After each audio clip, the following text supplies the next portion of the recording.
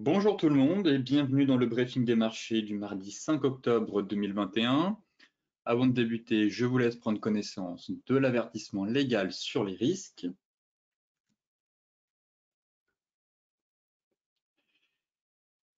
Et tout de suite, direction les marchés où les bourses européennes ce matin tentent d'entamer un rebond malgré les craintes inflationnistes. Avant ça, hier, Wall Street a quand même terminé en net repli face à la hausse des rendements obligataires qui a tiré, encore une fois, à la baisse les big tech, les valeurs technologiques et autres valeurs de croissance.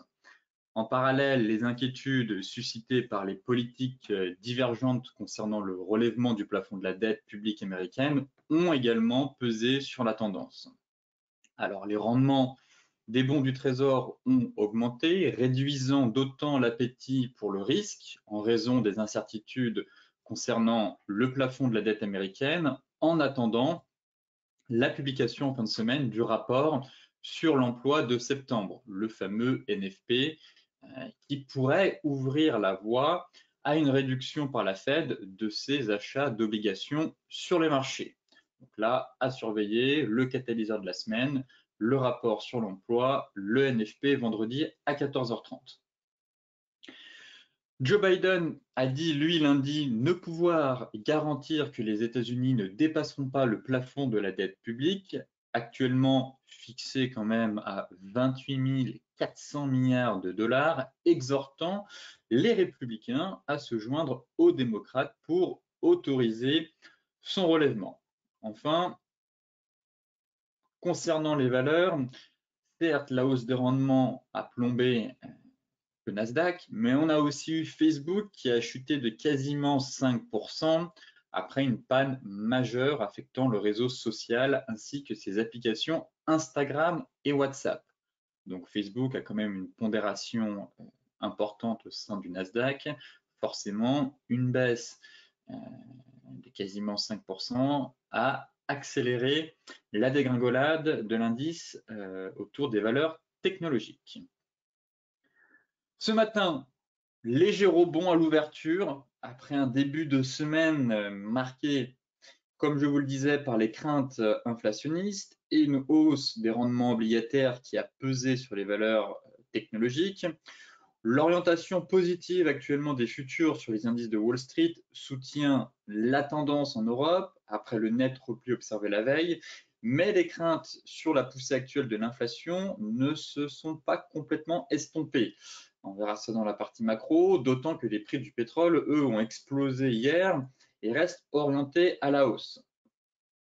Par ailleurs, les investisseurs restent aussi dans l'attente d'une annonce du géant chinois de l'immobilier, Evergrande, dont le titre est toujours suspendu à la bourse de Hong Kong. Enfin, ce matin, les marchés ont aussi pris connaissance des indices PMI européens d'IHS Markit, mesurant l'activité dans le secteur des services, et la croissance dans le secteur des services de la zone euro a connu un nouvel affaiblissement au mois de septembre, les difficultés d'approvisionnement ayant notamment pesé sur l'activité. Et les résultats définitifs de l'enquête auprès des directeurs d'achat fait ressortir un indice PMI final de l'activité dans le secteur de 56,4 le mois dernier contre 59 en août. Donc là encore, des indicateurs qui montrent un peu un tassement, qui a un retour à la normale, un peu comme on avait pu voir avec les indicateurs chinois des PMI, qui avaient connu une forte accélération et qui étaient passés sous le niveau de 50. Rappelez-vous, 50, c'est le niveau qui indique généralement une contraction de l'activité. En tout cas, en Europe, actuellement, on est à 56,4, mais force est de constater que ces indicateurs commencent doucement à ralentir.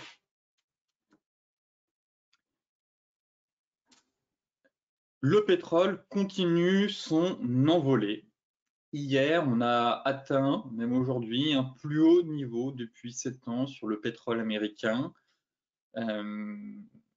Actuellement, on connaît une flambée des matières premières et les cours du du WTI, eh bien, continuent leur progression déjà ce matin après avoir gagné plus de 2% lundi, suite à la décision de l'OPEP de s'en tenir à l'accord actuel d'une hausse de la production de 400 000 barils par jour à compter de novembre. Donc là, maintenant, on arrive sur une zone chaude. Rappelez-vous, je vous disais que on avait des belles zones mensuelles sur le WTI et le Brent. J'ai affiné ces zones ce matin, donc maintenant, on va essayer d'avoir un peu plus de visibilité. Si effectivement ce mouvement va se poursuivre, et effectivement, on pourrait, comme le souligne Goldman Sachs, atteindre les 90 $ d'ici la fin de l'année, ou bien, au contraire, peut-être commencer à ralentir et pourquoi pas entamer un mouvement correctif. Je parle juste d'un mouvement étant donné que la dynamique est fortement haussière. Néanmoins, on arrive sur une zone chaude et ici, je m'attends éventuellement à un retracement avant de repartir. On fera le point techniquement, mais pour l'instant, ça reste très solide. Les matières premières continuent d'accélérer, sont plutôt bien orientées à la hausse et on n'a aucun signal de retournement à court terme.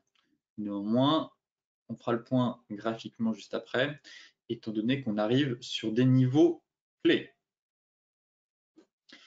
Ici, pour prendre du recul, justement, c'est l'indice Bloomberg des matières premières, des commodities, et pareil, force est de constater que l'indice a atteint un nouveau record sur un panier de 23 contrats portant sur l'énergie, les métaux et les matières premières agricoles, et il a atteint hier un record dépassant les sommets atteints en 2008 et 2011 pendant le super cycle des matières premières.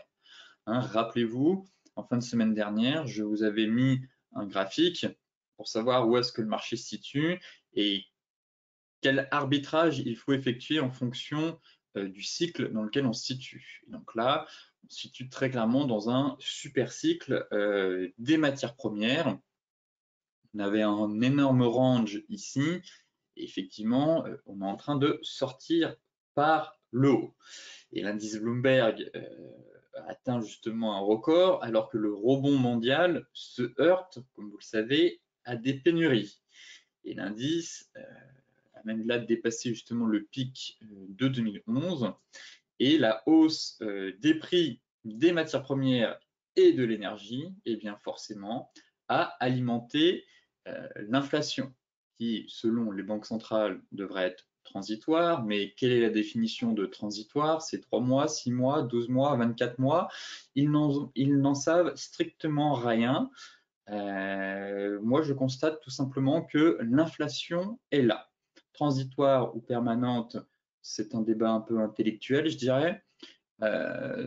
Notons ce que l'on voit et l'inflation actuellement est là et pourrait peut-être ne pas continuer à accélérer, mais perdurer encore, en tout cas, quelques mois et forcément pénaliser derrière certains secteurs sur les marchés financiers, donc notamment les valeurs dites de croissance et de la tech. Et donc, par la suite, cela pourrait créer, si on a une trop forte inflation en parallèle d'un tapering, eh bien, des turbulences, voire une dégringolade des marchés financiers. En tout cas, une correction de 5, même 10%, ça ferait pas de mal au marché, ça permettrait de nettoyer un peu tout ça.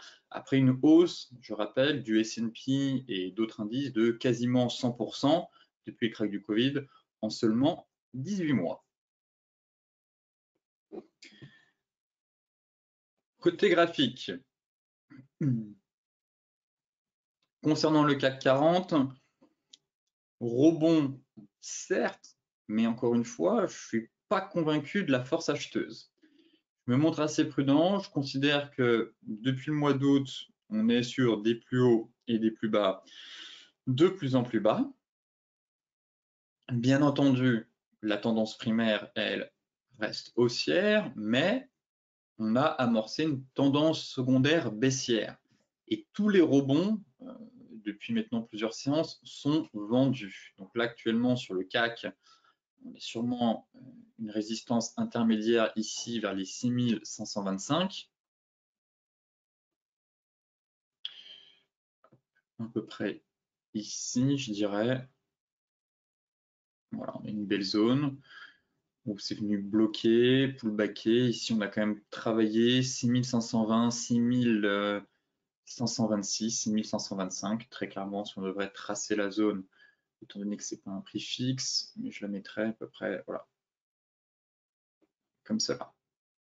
Donc sur zone, on travaille actuellement la résistance aux alentours des 6520, mais ça reste assez fébrile, je trouve, ce rebond, très clairement. Les niveaux clés qui vont m'intéresser derrière, ce serait soit une sortie par le haut de ce canal baissier, effectivement. Là, on est un peu au milieu de nulle part.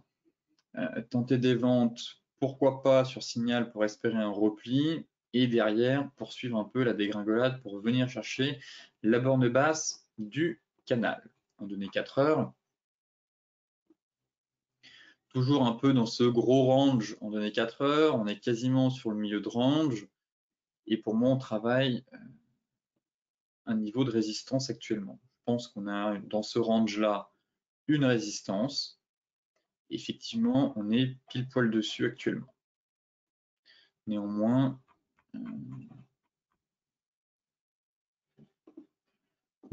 je n'observe pas de signaux à court terme nous invitant à une reprise de la baisse. Pour l'instant, on tente d'amorcer le rebond. Bon, on a éventuellement cet oblique ici qui pourrait freiner, surveiller au contact de cet oblique. Voilà pourquoi je passe pas haussier dans l'immédiat sur le CAC. De toute façon, ça reste baissier, mais ici, on a quand même la moyenne mobile 50 couplée à une oblique baissière et ça pourrait faire obstacle. En tout cas, ça pourrait freiner les prix. Voilà pourquoi, sur signal baissier, bien au contraire, si on a une belle bougie flux dans cette zone, alors éventuellement repasser vendeur avec un stop loss au-dessus de notre oblique et de la M50 pour aller chercher les anciens plus bas ici et pourquoi pas en TP2 les 6417. Et après, si on casse les 6400, là par contre, risque de dégringolade en direction des 6310 points, soit la borne basse du canal. Mais ici, très clairement, on est encore, ça reste baissier, comme je vous le disais, on est sur une zone intéressante. J'attendrai la cassure pour éventuellement parler de reprise haussière, en tout cas, et aller chercher les 6570. Mais tant qu'on est sous cette zone, sous MM et sous l'oblique baissière, eh bien, pourquoi pas sur signal technique baissier, tenter des ventes pour repartir dans le sens de la marche qui lui est baissier. Le DAX. Le DAX, c'est la même chose, très fébrile, je trouve. Ah oui, et sur le CAC 40, je voulais quand même vous montrer quelque chose. J'ai oublié. Voilà. Vous voyez ce qu'on travaille? La Kijun. Notre résistance actuellement, c'est cette Kijun. On est pile dessus. Voilà pourquoi je me montre un peu plus prudent. Tant qu'on travaille ce niveau, voilà, on a un beau niveau de résistance. Le plat Kijun ici en parallèle, Kijun 6532. Donc là, on est pile poil dessus. Voilà pourquoi on a une zone de résistance à 6525, 6520, 6532 en prenant la Kijun. Ici, une zone clé à travailler. Maintenant, repassons sur le DAX. Le DAX, quant à lui, ça se dégrade. Bon, sur le fil du rasoir, très clairement, dans le sens où je vais enlever l'Ichimoku.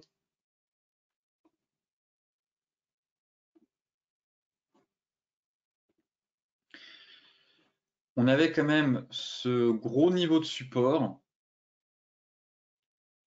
et on est passé en dessous. Hier, on n'a pas réussi à reconquérir et là, on est en train de pullbacker. Pareil, le sentiment qu'on est sur une zone, mais le dernier rempart, effectivement, c'est la moyenne mobile de 100 périodes. Voilà.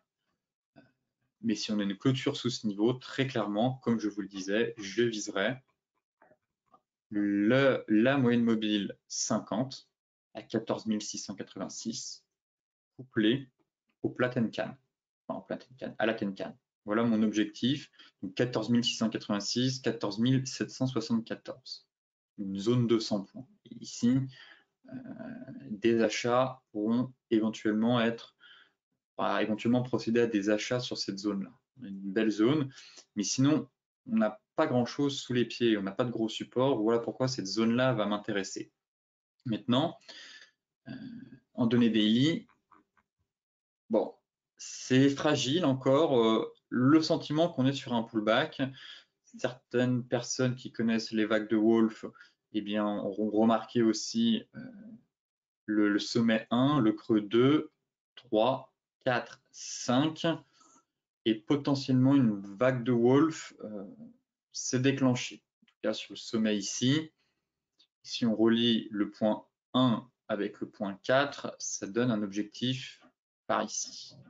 Le but, c'est de relier le point 1 avec le point 4. Une fois que vous avez le sommet 1, 2, 3, 4, 5, et l'objectif est donné en reliant le point 1 au point 4. Voilà pourquoi ça pourrait nous donner un objectif, et aller 14 600, 14 700, comme je vous le disais.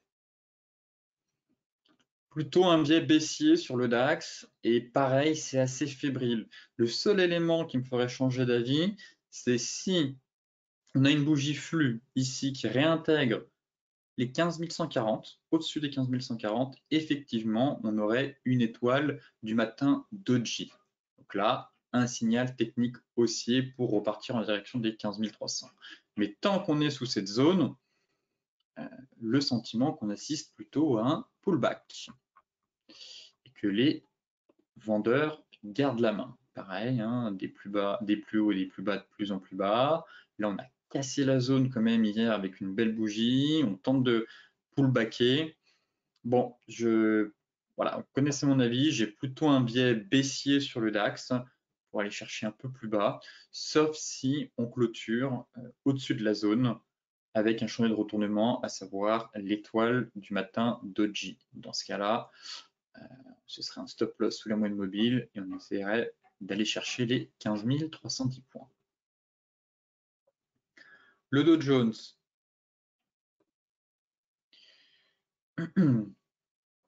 Pas grand-chose à dire sur le cash. Bon, en données 4 heures, on est venu taper encore une fois la zone de support.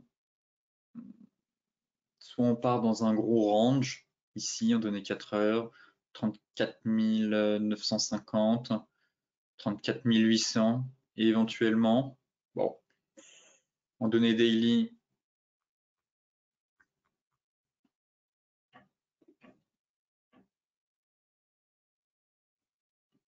la bougie de la veille nous donne pas beaucoup d'indications, je trouve. D'où l'intérêt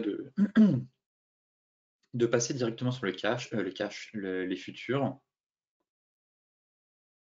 Les futurs légèrement en hausse. Et là, on est un peu au milieu de nulle part. Pareil, soit on part dans un énorme range entre 33 630 et 33 800. Et la dégringolade, ce serait clôture sous MM 200 et sous le range. Et là, pareil, on pourrait aller chercher facilement 400, 500 points plus bas. Sinon, en données 4 heures,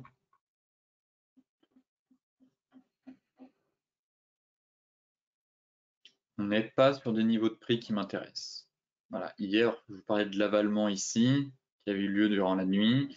Effectivement, on est parti de nouveau sur un avalement. Ça a plutôt bien fonctionné cet avalement. On a eu une belle dégringolade, quasiment avec un double top. L'objectif a été atteint. Maintenant, j'attends. J'attends que l'indice retourne sur des niveaux pertinents. Éventuellement cet oblique qui pourrait bloquer les prix, mais voilà, on n'est pas sur un niveau qui m'intéresse. J'aimerais soit qu'on retourne dans la zone pour une nouvelle fois vendre. Peut-être que certains d'entre vous sont déjà vendeurs sur le haut de la zone. Là, effectivement, on a validé un double creux horaire qui devrait logiquement porter le Dow Jones de nouveau vers la zone. Voilà un peu le scénario que j'ai sur l'indice américain actuellement. Pour moi, on n'est pas sur un niveau clé. Un double creux un peu au milieu de nulle part. Bon, pourquoi pas? Et pour l'instant, il a l'air de fonctionner. Si on reporte l'objectif théorique, effectivement, ce sera un retour dans la zone. Et encore une fois, il faudra de nouveau travailler la zone sur signal pour viser voilà, les anciens plus bas. Et en TP2, ce serait de nouveau la zone basse, et ainsi de suite. Travailler uniquement le Dow Jones dans ces zones. Et pour l'instant, ça a plutôt bien fonctionné à chaque fois. On a une belle réaction de l'indice américain dans les zones qu'on a tracées maintenant depuis quelques semaines. L'euro-dollar, fébrile, lui aussi. Je vous disais hier du pullback à surveiller sur la grosse zone de résistance. Et effectivement, c'était un rebond technique, très clairement. Ici, on a une belle zone assez large, 1,1620, 1,1630. Après une belle accélération baissière, forcément, il fallait s'attendre à un rebond, mais le sentiment que c'est un rebond technique, si vous voulez, que ce n'est pas un rebond qui permettrait d'amorcer une reprise haussière. Voilà pourquoi je garde un biais baissier toujours sur l'euro-dollar, tant qu'on est sous la zone des 1,16, 1,30, et je vise toujours les 1,1530, 1,1510. Voilà mon plan sur l'euro-dollar. Celles et ceux qui étaient vendeurs à la cassure du range, eh bien, ont dû prendre des bénéfices. Maintenant, peuvent mettre leur stop à break-even. Effectivement, hier, on avait cadré un peu ce rebond à l'intérieur d'un canal haussier. On a fait un peu d'excès et derrière, voilà, dégringolade, fin du rebond en tout cas. On est sorti par le bas du canal, ce qui montre que très clairement, pour l'instant, les vendeurs gardent la main. En données 4 heures, pareil, j'aime bien la dynamique, c'est baissier, capé par la Kijun, on repart en direction du sud. Pareil, éventuellement mettre une oblique. Donc, je parlerai de scénario haussier sur l'euro-dollar si on arrive à franchir la Kijun, l'oblique et la MM50. Sinon, pour l'instant, pour moi, c'est baissier et je vise la zone des 1,1530, 1,1510 à peu près. Et par contre, ici, ce serait une zone potentiellement d'achat. Après, reste à savoir si ce serait une zone d'achat pour un simple rebond technique ou une reprise haussière. Mais très clairement, ce niveau-là devrait nous permettre d'effectuer des achats à bon compte. C'est quand même une grosse zone hebdomadaire. Là, on a un peu un niveau intermédiaire, effectivement, c'est cette MM200 qui est juste sous nos pieds, mais c'est tout. On n'a pas de gros support, sinon, je trouve, le vrai niveau pertinent, ça reste les 1,1530, 1,1510 selon moi. Voilà. Là, ce serait une belle zone à travailler. Mais sinon, pour l'instant, ça reste baissier. L'euro-yen, on avait établi un plan haussier en début de semaine dernière avec potentiellement un retour sur la bande haute du range. J'étais absent vendredi, donc je n'ai pas pu faire le suivi, mais logiquement, celles et ceux qui étaient à l'achat ici attendaient la confirmation du chandelier ici, avec un stop qui était, bon, avait déjà pris des bénéfices, avait remonté le stop sous le milieu de range. On avait parlé de cet avalement, de l'épaule tête épaule inversée. Derrière, on était retourné sur le haut de range et on se trouvait ici, jeudi, quand j'en parlais. Donc, je vais vous inviter à remonter vos stops au cas où on cassait justement le milieu de range. Donc, c'est chose faite. L'euro-yen finalement retombe et fin du plan de trading. Donc logiquement, sortie avec un stop win et avec une prise partielle de bénéfices. Tant pis pour le scénario en double creux, celui-ci n'aura pas lieu finalement. Donc là, même chose sur l'euro-yen, je vais continuer à faire le suivi, mais vous connaissez la méthode, c'est d'attendre une nouvelle fois un retour sur la borne basse. Pour se positionner à l'achat ou à la vente selon l'indication des chandeliers. Donc là, très clairement, on est au milieu de nulle part, on laisse faire le marché, on patiente. Effectivement, on pourrait de nouveau partir sur une nouvelle rotation complète des prix. Effectivement, on a breaké le milieu de range. Ainsi, selon la méthode du trading range, cela suggère une nouvelle rotation complète des prix à l'intérieur du range. Voilà pourquoi on attendra maintenant la réaction de l'euro-yen sur la borne basse pour essayer d'avoir plus de visibilité pour la suite et surtout une opportunité concernant des achats ou des ventes, du moins pour un plan de trading à venir. L'euro AUD, pareil, suivi, c'est un peu le plan de la semaine pour moi, l'euro AUD. Ça tient pour l'instant, c'est en surveillance toujours. La fameuse épaule tête épaule, couplée quand même à une grosse zone de support, pour moi, elle sera confirmée, cette figure chartiste de retournement, sous les 1,59. Voilà. Pas de précipitation, n'anticipez pas la cassure. Tant mieux si vous êtes positionné en haut. Dans ce cas-là, vous pouvez déjà mettre votre stop loss à break-even. Sinon, pour les autres, on attend la cassure de la ligne de coup couplée à notre oblique. En données 4 heures, bon, on travaille la zone. Le marché s'est stabilisé, on travaille la zone. Je vois pas de chandelier indiquant une hausse à venir. Pour l'instant, plutôt pas mal d'hésitation. Peut-être un micro-range H1 qui est en train de se dessiner. Et effectivement, la sortie de ce range confirmera ou pas cette figure de retournement. Voilà. Ici, on a un range de consolidation. Donc, pour les traders un peu plus aguerris, eh bien, n'hésitez pas à travailler ce range. Pourquoi pas se positionner en haut pour essayer de revendre. Et effectivement, si on casse la borne basse, derrière, on casse la ligne de coup et l'oblique et on valide notre figure de retournement avec en TP1 1,5745 et en TP2 1,5460. Donc, pareil, à surveiller. Je ferai le suivi cette semaine, voir si oui ou non on valide. Et même chose, n'oubliez pas qu'on a voilà, les lignes de coup est aussi représentée par cette petite jaune juste ici.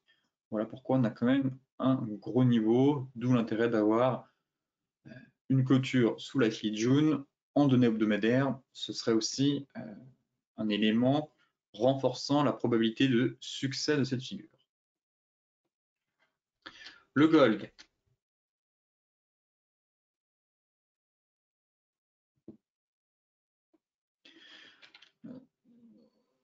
Le gold, je suis méfiant, tout simplement. Car si le dollar se renforce, encore une fois, et que la hausse des rendements n'est pas terminée, j'ai du mal à voir le gold repartir à la hausse. Certes, on a eu un élément technique ici intéressant, mais je ne suis pas convaincu. Peut-être que je me trompe. Ça arrive souvent. Mais je suis pas emballé actuellement par le rebond qu'on a sur le gold. Voilà, je dois être transparent. J'aimerais un retour en fait dans cette zone, tout simplement. Ici, on a un très beau niveau, comme évoqué dans les précédents briefings.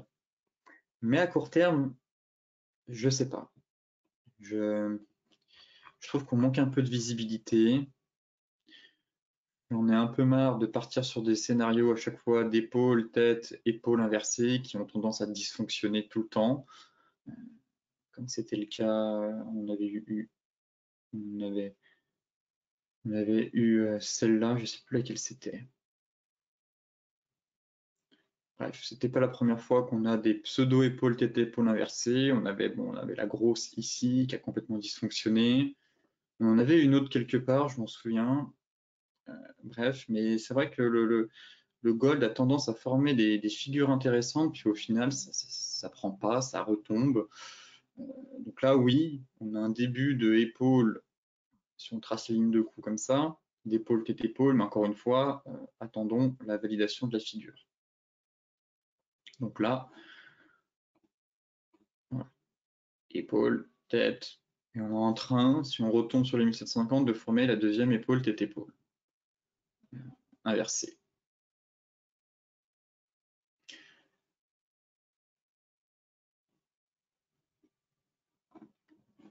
Sinon,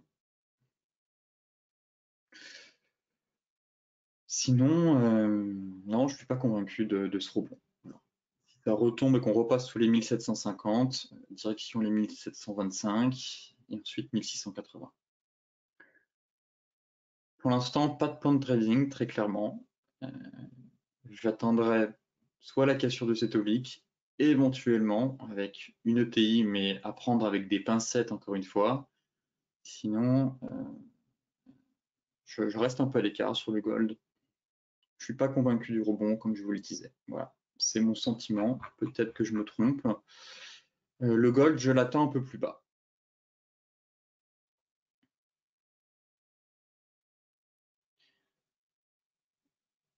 Et mon sentiment se renforcera surtout si on repasse sous les 1750. Là, si de nouveau on fait une incursion sous ce niveau, ça sent pas bon. On devrait logiquement retourner sur les 1725. Et puis là, c'est juste un niveau de support intermédiaire, c'est pas un gros niveau. Et la baisse pourrait se poursuivre derrière un peu plus bas. En attendant, c'est pas sur ce marché qu'il y a de l'action. Le Brent, c'est haussier. Comme vu en introduction, flambé sur les matières premières. Derrière, on a aussi eu la réunion de l'OPEP qui a boosté le pétrole lundi. Bon, encore une fois, hein, le plan, c'est d'attendre la zone. Là, on a pulvérisé la zone 1 et j'attends réaction. Donc là, je l'ai ajusté cette fois. Cette zone, elle est entre 82,75 et 84,70. J'attends un chandelier de retournement dans cette zone. Mais sinon, donner 4 heures, c'est haussier. C'est complètement haussier. Les acheteurs gardent la main. Pour l'instant, les matières premières ne semblent pas du tout s'essouffler. Et on peut essayer de carrer ça à l'intérieur d'un canal haussier. Pour aller chercher le haut du canal, taper la zone. Bref, trop tôt pour vendre, selon moi. Toujours haussier, des plus bas, des plus hauts de plus en plus haut. C'est en mode bulldozer, très clairement. Évitez de vous mettre à contre-courant. Dans ce cas-là, attendez un signal technique sur zone pour espérer avoir une probabilité de succès assez importante, étant donné qu'on est à contre-tendance. Mais sinon, aucun plan, à part pour celles et ceux qui étaient à l'achat suite à la cassure du canal par le haut. Mais le TP1 était fait, mon TP2 c'était ici. Je n'avais pas parlé d'un TP3, mais là, je reste en stand-by et j'attends réaction des prix sur la zone. Sur le light, pareil, pour le coup, on est dans la zone. Pareil, j'ai réajusté la zone sur le light, la fameuse zone mensuelle, juste ici. Et on est sur une zone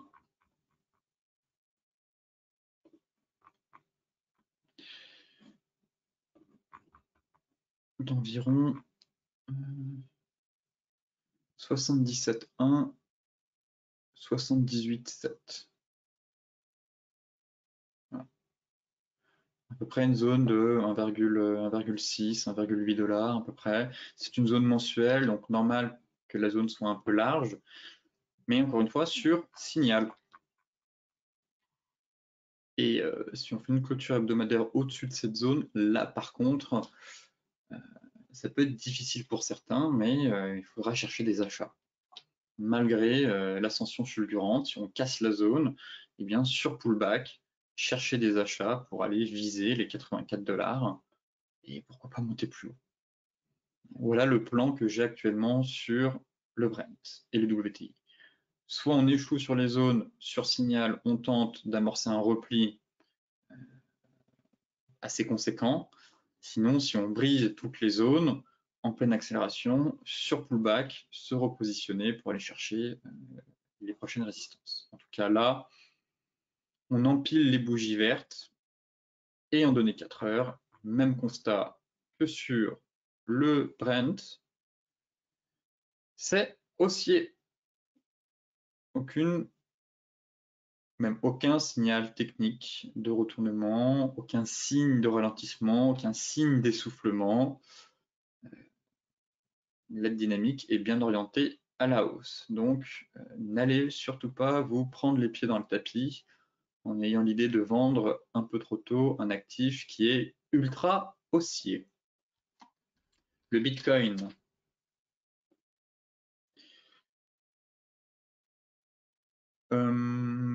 Bien orienté aussi, le BTC.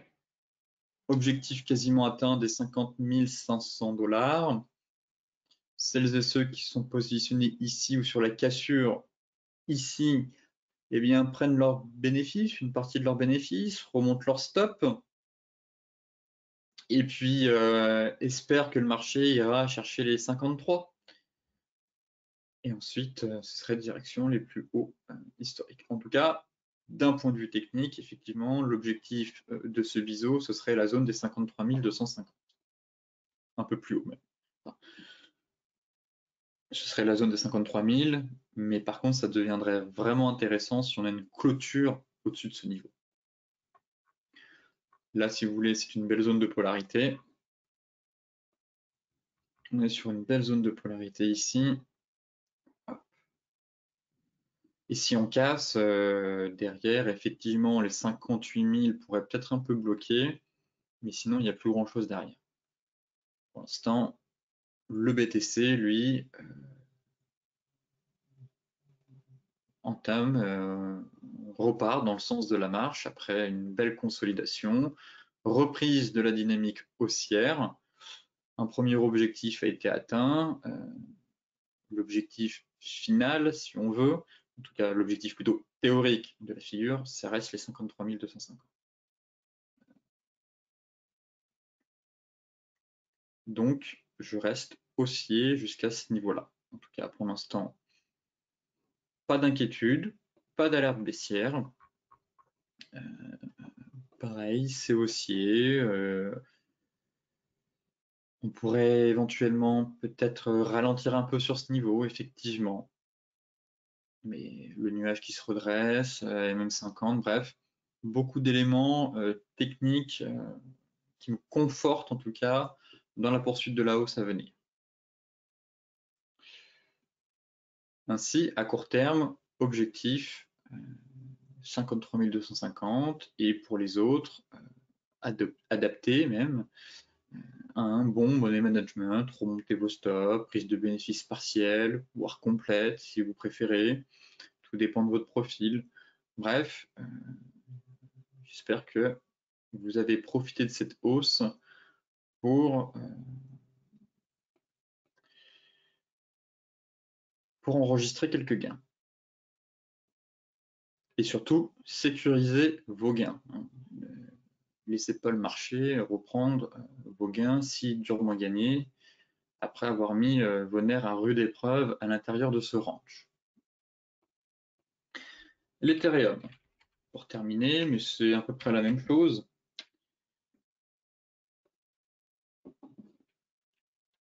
Il sous-performe légèrement le BTC. Effectivement, on avait l'habitude de voir l'Ethereum surperformer durant cette phase haussière. Et puis, depuis la sortie de range, bon, il est légèrement en retrait, mais peut-être qu'il va rattraper une nouvelle fois son retard. Là, l'objectif théorique, pour le coup, c'est les 3550, mais je vise un peu plus haut, ce serait les 3700. En tout cas, voilà mon sentiment sur l'Ethereum. Si on bascule en données daily, ça reste haussier. On est venu hier pullbacker, reprendre un peu notre souffle sur la zone 3250, MM50, et voilà, tout simplement, enfin, l'ancienne zone de prix qui fait toujours office de support. Donc là, on est venu pullbacker, on repart. On travaille au niveau des 23,6, mais l'objectif théorique pour moi est un peu plus haut. Et puis derrière, si on arrive à ce que Chikou sorte par le haut des prix, traverse Tenkan Kijun, en parallèle les prix sortent du nuage, eh bien ce serait de bon augure pour retourner sur les 4000 $.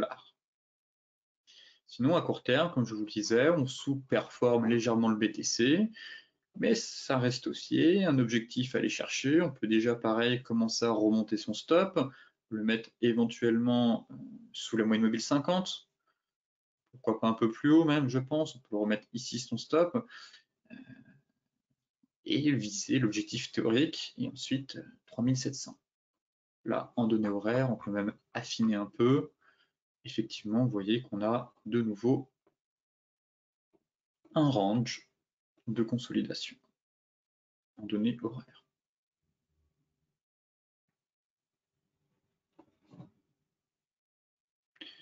Juste ici. Voilà.